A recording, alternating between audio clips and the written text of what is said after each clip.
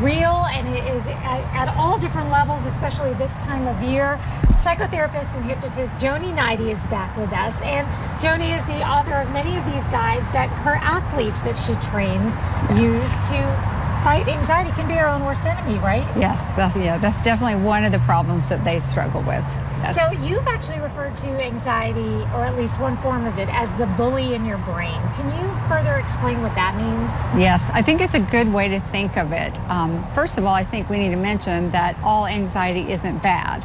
And if we can get comfortable with the fact that it's just a normal part of our brain that serves us well in some situations, that we'll be okay, and that we can be uncomfortable as long as we have ways to deal with that uncomfortableness and be able to move on with what we want to do. So the anxiety that's stuck in our brain for a reason that we need to keep responds to real danger. And so that's good. It tells us there's something important going on, there's something dangerous that we need to take care of us, and it motivates us to do it. So the other anxiety is what I call disordered anxiety, and that's the anxiety that stops us from doing what we want to do, either well or not at all. We may avoid it, or we may move forward with our performances and feel uncomfortable and not get what we want out of all that hard work that we put together to do it. So that is the bully in your brain. And we have some props here, some of which we're going to use to demonstrate something that you taught me when I was getting ready for my marathon. You taught me this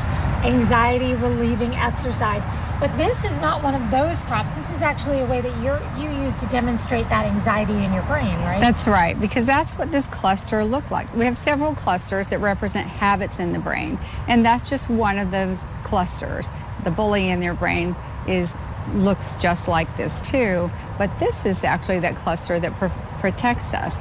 Now, as far as the bully in our brain, it's wired the same way. We want to start to pull that apart and poke holes in it, weaken it, so that we can put in those holes and in those weak areas what we want instead. Focus on what we want to feel instead, how we want to perform instead, and what we need to do to change this bully so it just can't keep itself together. So let's try this exercise and maybe walk us through and tell us why it works and how we can do it and how we can perform it with different types of tools. Absolutely. So this is just the first part of the solution to getting rid of this bully in your brain. So we're going to interrupt the pattern, because the pattern is what creates these neurons and this cluster and keeps it so strong and so detrimental to what we want to do.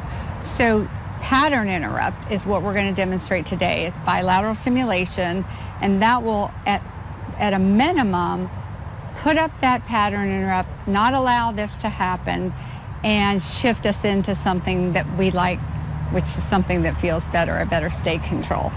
Okay, and it's very simple. So if you will just follow along with me. I like using water bottles for a couple of reasons. It exaggerates the technique. Also, we can add a little sound if we kind of squish the bottle. And so we get that bilateral stimulation on both sides of the head. And bilateral stimulation is just simply activating and using both sides of both hemispheres of the brain. And we want to do that because one side is holding all that fear.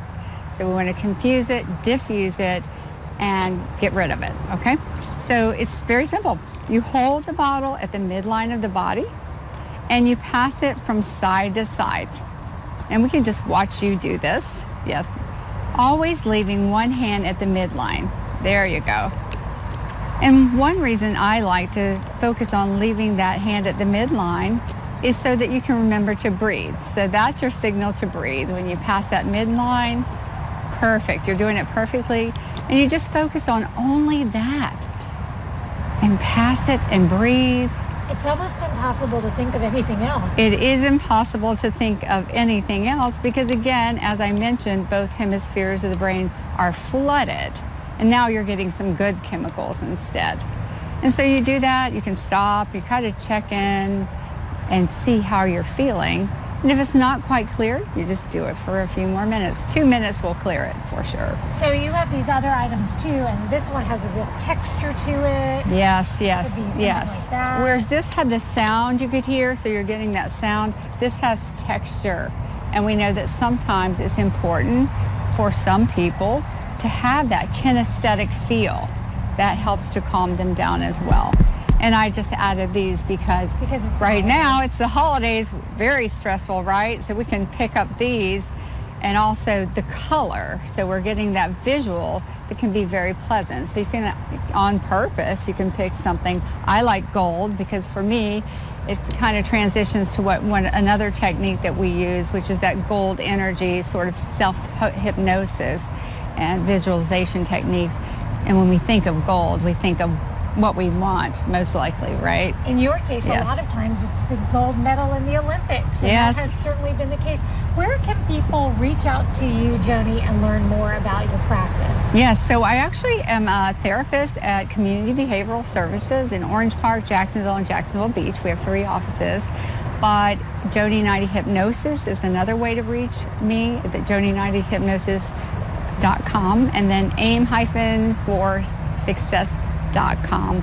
You can find lots of information about athletics and these types of techniques. Thank you so much. A useful Yeah. tool for the holiday season. It's actually a gift you've given many of our viewers today. Yeah, so Thanks. please use it. It'll help them so much.